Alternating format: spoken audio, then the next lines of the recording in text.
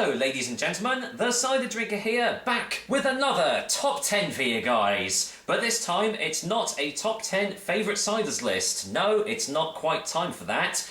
I took to Facebook to see if people wanted me to do a different top 10, and they, well, came out in the masses and said, yes, please do this top 10. So, today's top 10 is going to be my personal top 10 cider producers of 2016.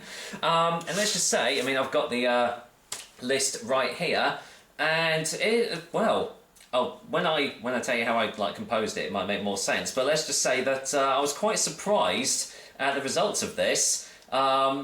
Some companies that, you know, I thought rated really highly are actually a little bit further down. Other ones which I thought, you know, they weren't, you know, they were still good but not great. I've actually made it quite up on the list. The way that I have done this top 10 is I've basically taken every single review that I've done of this particular company, added up my rating totals, and then divided it by the number of reviews that I've done. So, for example, you know, if I've done 4 reviews of them, I would add up the ratings, divided by 4, and that would give me an average rating, and therefore that is how I have compiled my top 10 list. Now there is going to be a couple of stipulations for this list. The first one being that I've not included any festival ciders at all, or any ones that come in a bag-in-the-box style.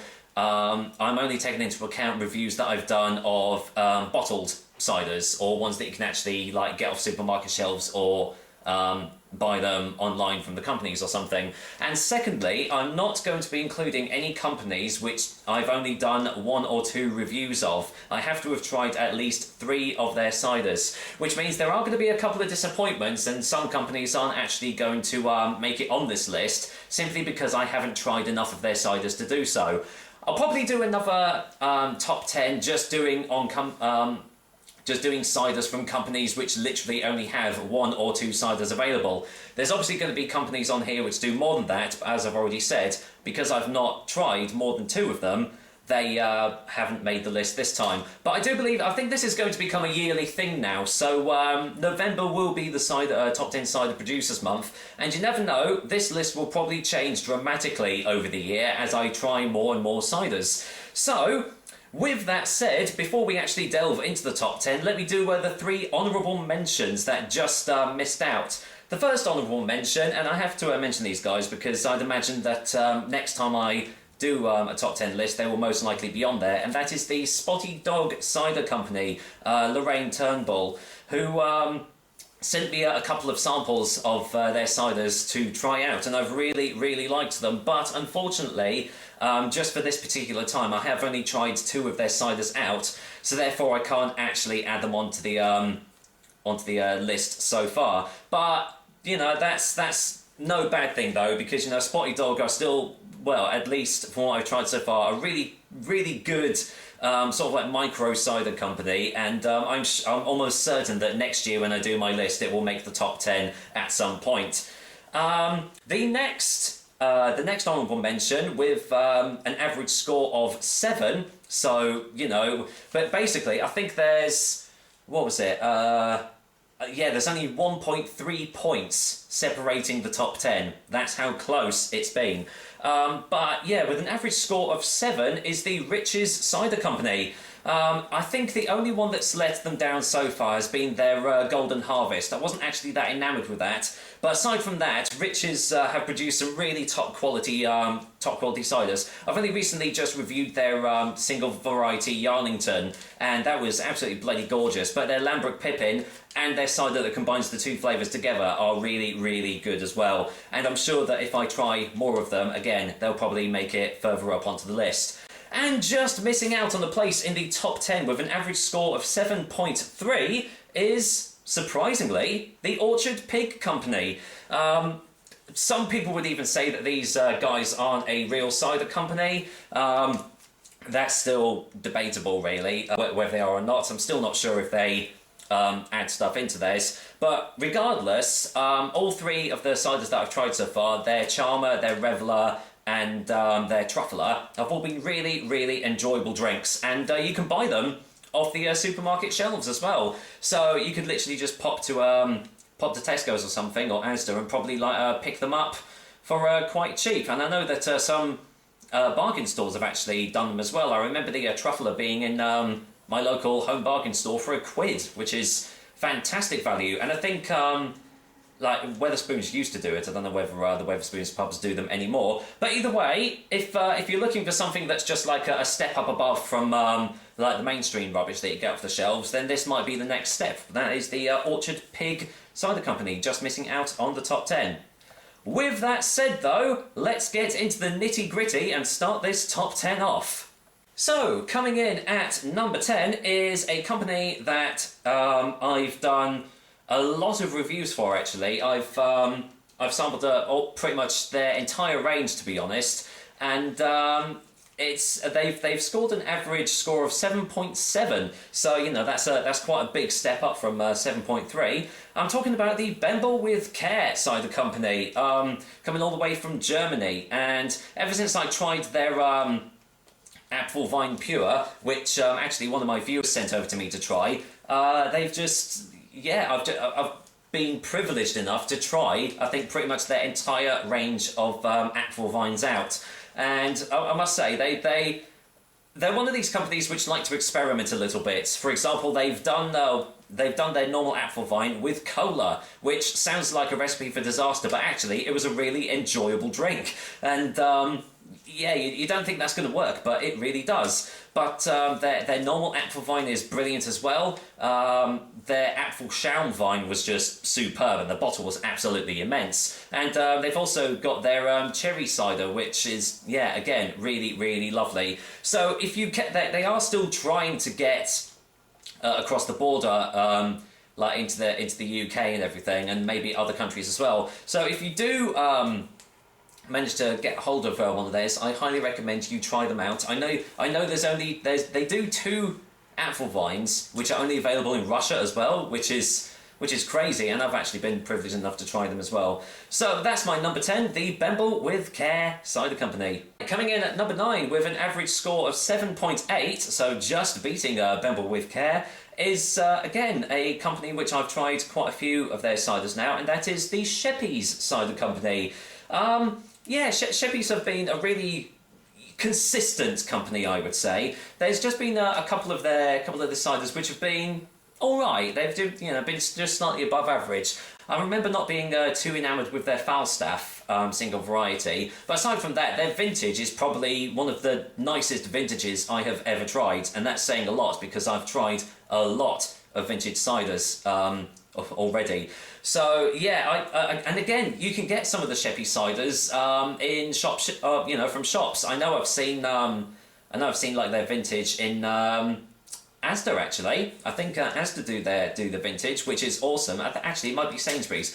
One of the big supermarkets does their vintage, which is great because, as I said, it is one of the nicest vintages I have ever tried. But I know there is still a lot more ciders that I've not tried from the Chevys company, so there's still a lot more to review for them. But for the moment, coming in at number 9 with an average score of 7.8 is Chevys. So, the next 3 ciders are actually completely tied on points. But what I've done here is I've just listed them in order of, like, I suppose, my favourites, I suppose. But the next 3 have all got an average score of 8. But coming in at number 8 with an average score of 8 is Sanford Orchards, all the way from Devon. Again, Sanford Orchards, again, just a really consistent cider company. Their Devon Red is just superb. Really, really like that. But I have tried a couple of their ciders, and they've been okay. I remember their Devon Scrumpy being not too bad, actually. It sounds like I'm painting them in a bad light, but to be honest, they've made number 8 in my top 10 cider producers list, so, they must be doing something right. And I know full well that there are a lot more ciders that I've not tried of the Sanford Orchards company. I've not tried their Fanny Bramble yet, which is their take on a mixed fruit cider. So hopefully I'll be able to get a hold of some of these, because they're a really cool cider company based in Devon.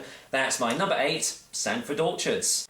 Number 7, again coming in with an average score of 8, but just I like these guys just a little bit more than Sanford Orchards, and it's one of the more recent cider companies that I've managed to get a hold of, mainly thanks to Orchard Box, providing them in their boxes for me to try, and that is the Turner's Cider Company. Ironically, every single one of their ciders that I've rated so far has got an 8, which, well, I suppose out of all of them, they have been the most consistent cider company out of all of them. They're russet, 8.5% ABV of pure gorgeousness. And I've also got another couple of their ciders to try in the fridge right now. But obviously, as I'm doing the list now, they don't come into play, not until next year anyway. But yeah, their bottle designs are very simple, very plain labels, but sometimes the plain labels do bring out the best drinks. And this is the case with the Turner's Company. I've got their medium dry to try out in the cupboard, as I've said. But yeah, the ones that I've tried, the elderflower cider was fantastic as well. And I think the other one was their sweet, which was, again, absolutely brilliant. So yeah, if you are subscribed to Orchard Box, definitely keep an eye out and search the web for the Turner's Cider Company, who make my number 7 on this list. Number 6 is, again, an average score of 8. But again, I like this company just a little bit more than Turner's and Sanford Orchards, and it's a company which I've tried. Well, I've known about them for quite a few years now, and I have done quite a few of their ciders. A couple of them just really stand out. Their Susie Wong and their Headless Man. Their Headless Man was just absolutely fantastic. I'm talking about the On Wye Cider Company. I've tried quite a lot of them. Again, thanks to Orchard Box. I went a little while with having quite a few of theirs to try, and then I just wasn't able to get hold of any more of their ciders. Then Orchard Box came along, and wouldn't you know it, they had a lot of their ciders in the boxes. Their Gin Pear Perry was fantastic. The amount of sediment in that was just, it was absolutely to die for. And again, I've got another one of theirs to try in my drinks cabinet as well, so I'm very much looking forward to that. But for now, I mean, as I said, it's made number 6 on my list, so they are definitely, doing things right. That is the On Wye Cider Company, make my number 6.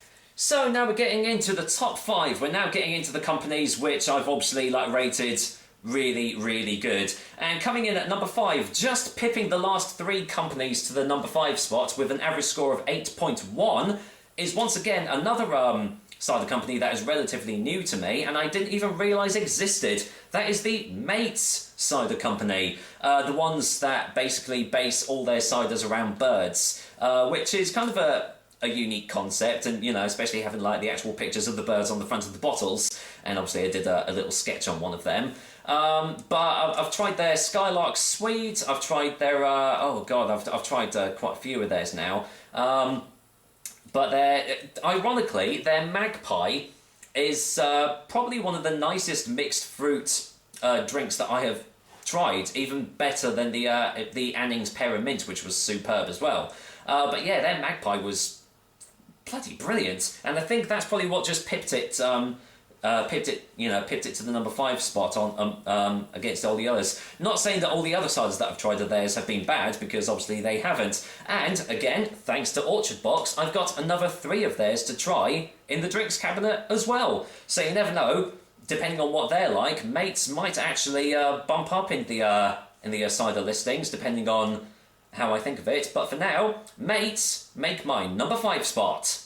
So, number 4. Once again, this is a company which I did a few of their ciders quite a while ago, and then they just kind of petered out. But you're sensing a bit of a trend here. Thanks to Orchard Box, I've actually managed to try out a lot more of their drinks as well. They're averaging a score of 8.3, and that is the Perry's Cider Company, which is probably one of the most confusing cider company names, because, when you think Perry, you think the actual pear drink. But no, that is the name of their company. It took me a little while to get used to it as well. I really, really love the Perry's bottle designs. They are absolutely fantastic. I mean, their original ones were great as well. But now that they've just started including little stamps with different creatures on, like grey heron and puffin and barn owl, and they just look really, really visually appealing.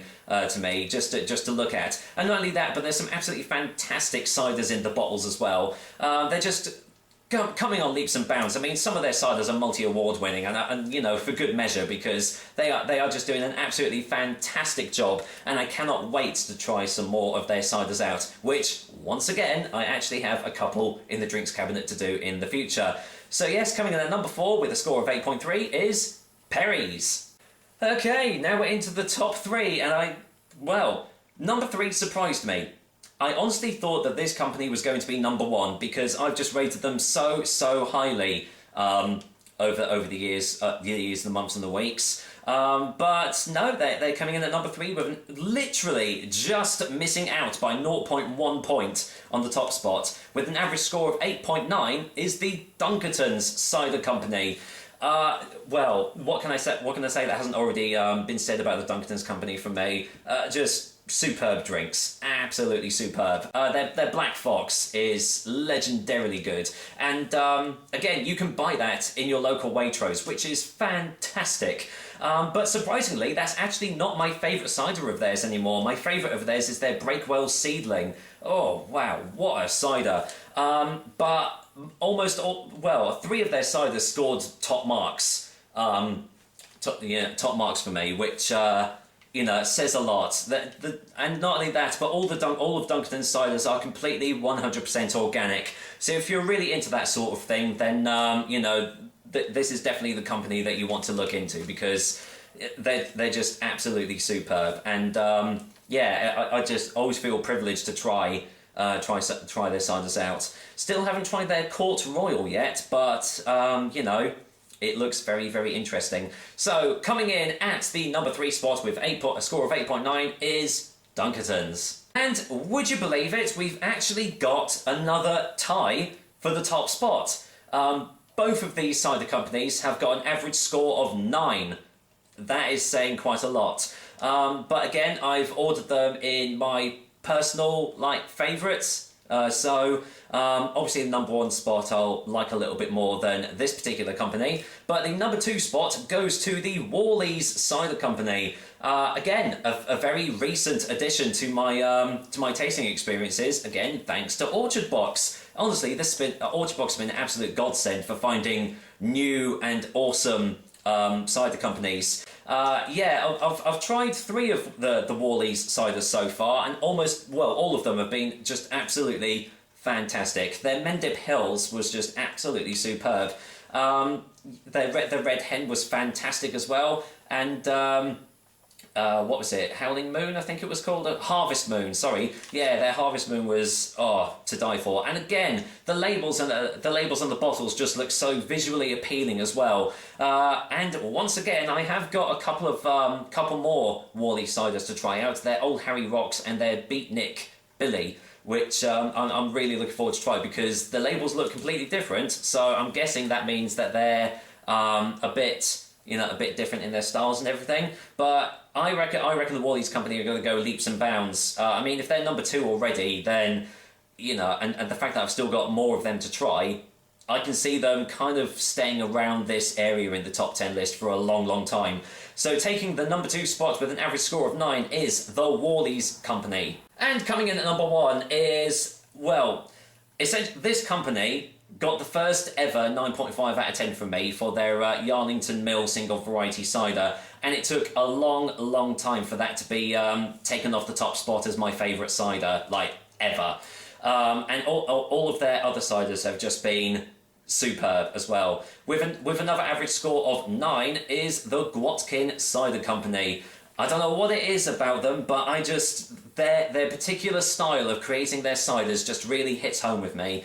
And they just, well, it's actually been quite a while since I've actually tried one of their ciders out, but the tastes and the memories have just lasted this long that they easily take the number 1 spot for me. Their Yarlington Mill, their Kingston Black, their Blakeney Red Perry, their Foxwell. I even tried their Ice Age. I don't even know if they do their Ice Age anymore, but that was fantastic as well. It was almost like their session cider, or the one that's trying to go with like the mainstream crowd, but it was just absolutely fantastic.